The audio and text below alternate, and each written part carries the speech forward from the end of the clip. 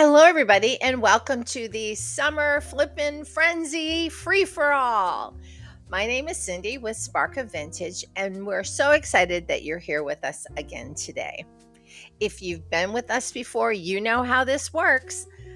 I sent items to Julie at Dirt Road Relics. Now, this is a mystery box. Julie has no idea what she's receiving, and we have to flip or make projects out of our mystery items. I received items from Sylvia at Backyard Brushes. Now, I sent to Sylvia over the spring, so it'll be interesting to see what we received and what we make with them. So, let's get started and see what's in the box.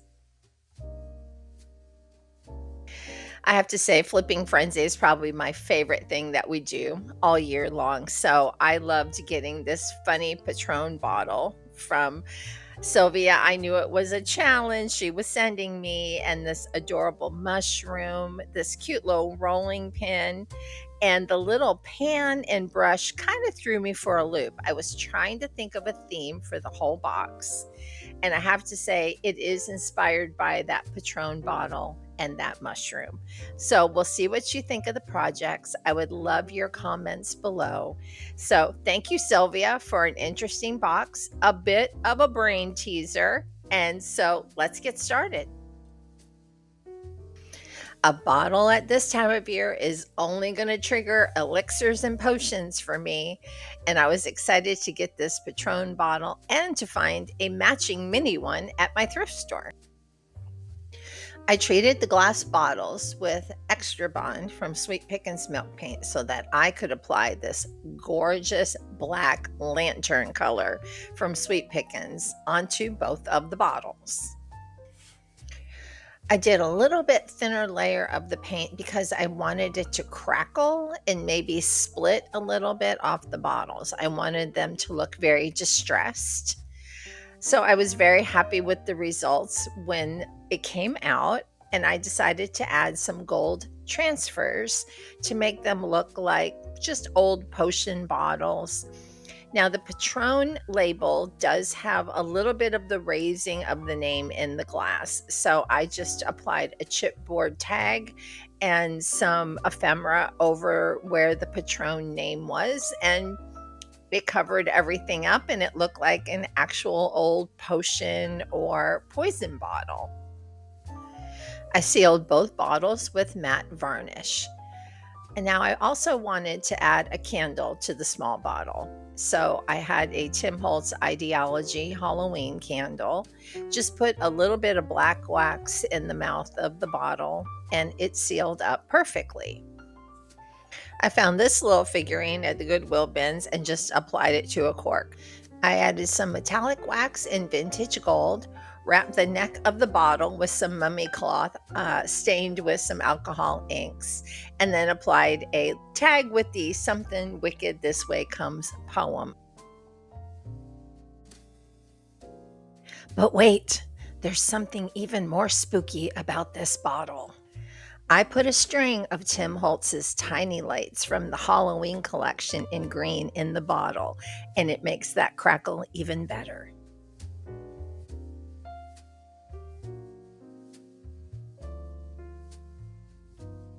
The week I received Sylvia's box, I found other mushrooms at the thrift store that I wanted to upcycle. So I decided to do them all together and create my own ghost mushroom patch. I applied Extra Bond to all of the resin pieces and then painted them with the lantern color from Sweet Pickins Milk Paint. My hope was to get some crackle on the mushrooms and a little bit of color peeking through. I also took the corks from the Patron bottles and decided to turn those into mushrooms as well. The milk paint gave me some great crackle, but I wanted more of that gold to pop through. So I went back to my metallic waxes and highlighted all the mushrooms with Firebird, a little bit of that ruby, and also some of the vintage gold in order to bring out some of the color and give them a little bit of cohesiveness. Even with the Patron corks, I put a little bit of stickles on there to mirror some of the glitter dots that were on the other mushrooms.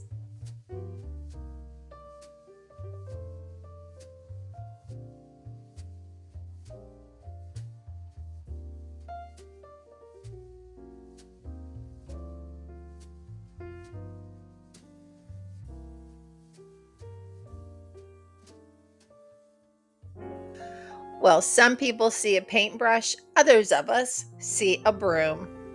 I decided to turn this vintage paintbrush into an assemblage piece that kind of paid homage to a witch's broom or any of the little charms or trinkets that you see maybe in a fortune teller vignette. I sprayed the bristles of the broom with Tim Holtz and Dilutions ink sprays. These are very highly pigmented inks, so you have to spray into the brush and really ground them in and let the ink grab those bristles. I used several different colors and just kept overlapping and spraying them till I saturated the whole brush and also got the look that I wanted. I painted the handle and the base in Beetle Black by Martha Stewart, my absolute favorite go-to black for Halloween. And once I painted the brush, it was time to dig into all of my little crafty supplies, all my little trinkets, and start thinking about what I would put together on a little witch's broom. I found some little bottles, some spiders, a couple of eyeballs, a clock, just anything I could find that would make all of the broom really come together and look, well, a little mystical and a little witchy. I had miscellaneous pieces of broken jewelry, some chains, some jump rings, even a spool of vintage surgical thread.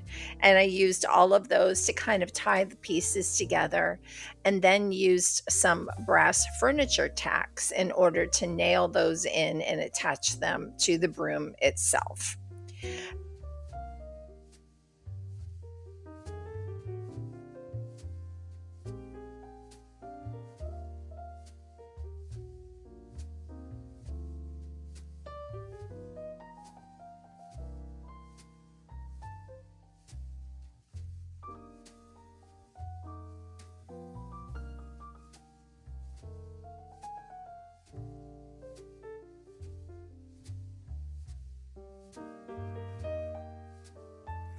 This little rolling pin must have been a craft piece. It had what felt like texture paste on it that I had to sand down a little bit. Then I painted it with Chateau and inked up one of my favorite sets of Tim Holtz's Halloween stamps with archival ink, and then just rolled the rolling pin across the print and came out with, I think, a kind of cute little quick project. These are the kind of pieces that are quick, easy, and simple, and really kind of elevate your holiday vignettes.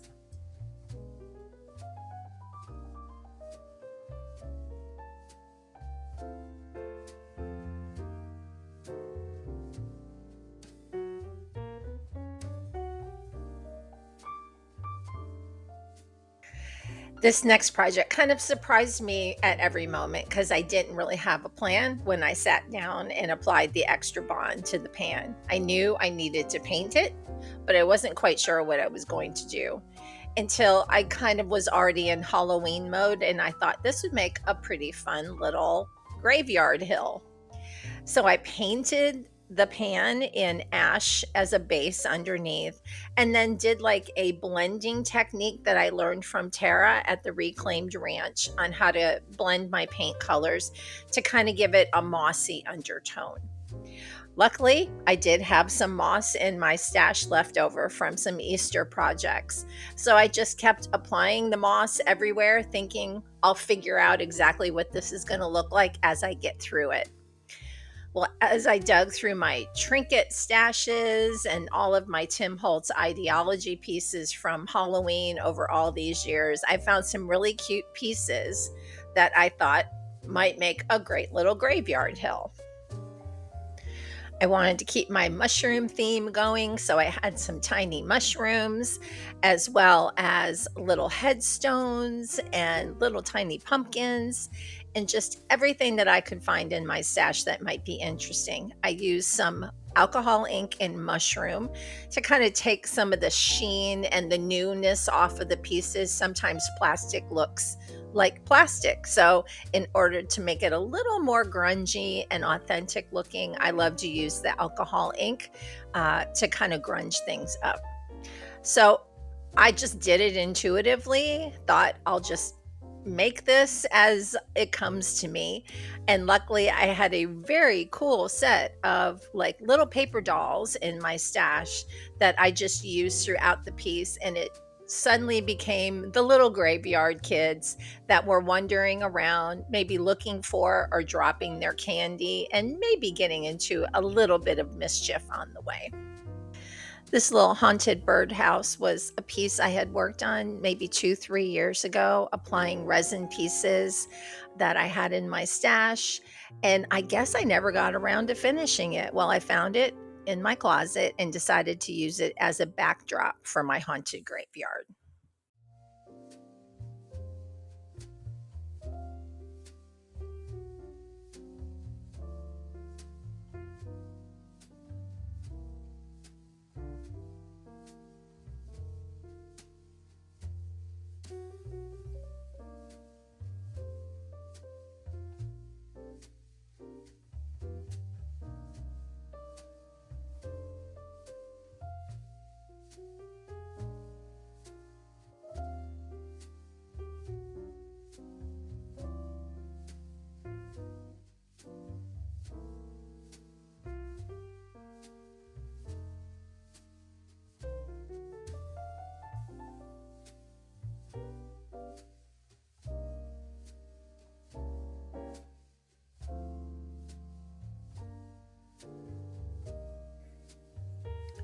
And for our final project, I took that beautiful silver tray that Sylvia sent me and added some extra bond to it.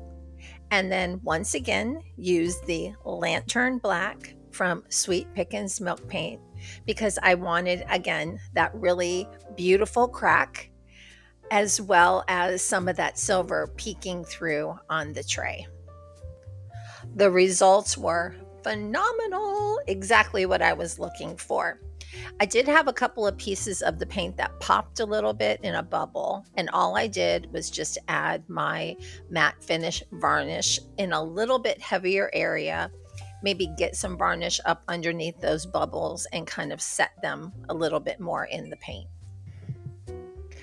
Next, I used some die cuts that I had in my stash. Usually when I'm crafting, I'll make multiples of everything and just keep them on hand, and these were convenient to have for this project. I used some ghosts from Tim Holtz's Sizzix collection, and then also applied just different pieces of what looked like kind of old rotted candy and some bones, and just made it more of a trick than a treat tray that I thought might look really cute on a Halloween table or in a Halloween vignette.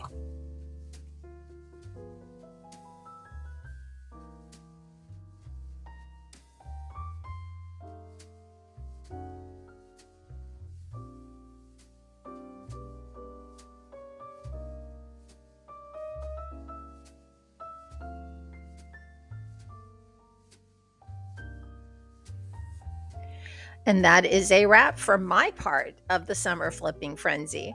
But stay tuned, there's more flipping to come.